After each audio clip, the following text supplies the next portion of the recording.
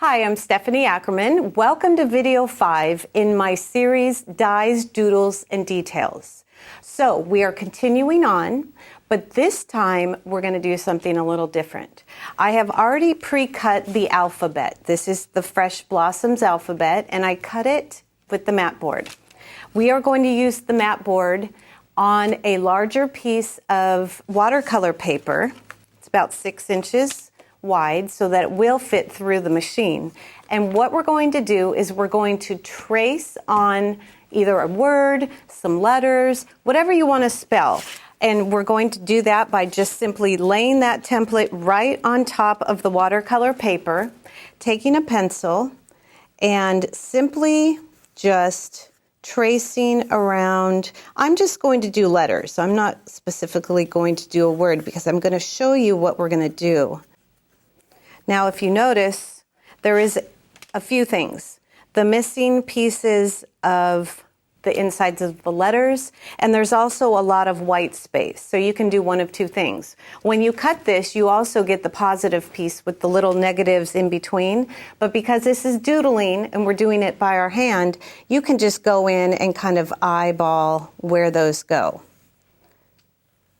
All right, so again, now I want to address the white space, which is just the area in between the letters where it looks like you're missing something. And all I'm going to do is lay a template right over it, and then I'm just going to pencil in wherever there is space in between a letter. So I'm going to show you here on the M.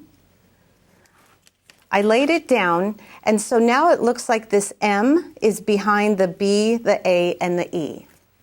And I'm just going to continue to do that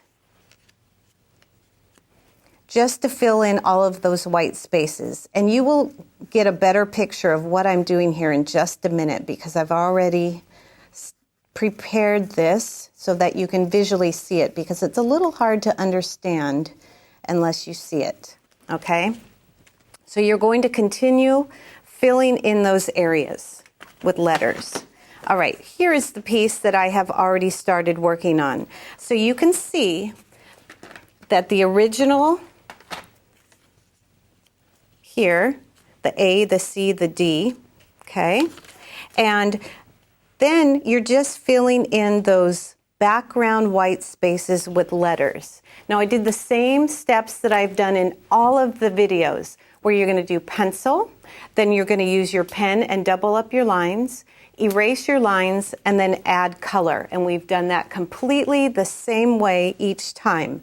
Now I have left a few without color. I've put background in some of the areas, and then I've left some plain. Because what I'm going to do now is I'm going to cut this piece.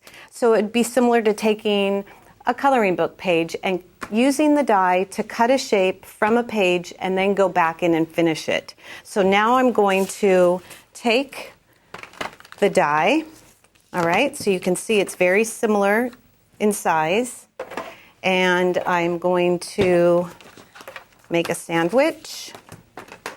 And this time I think I'll lay the paper down.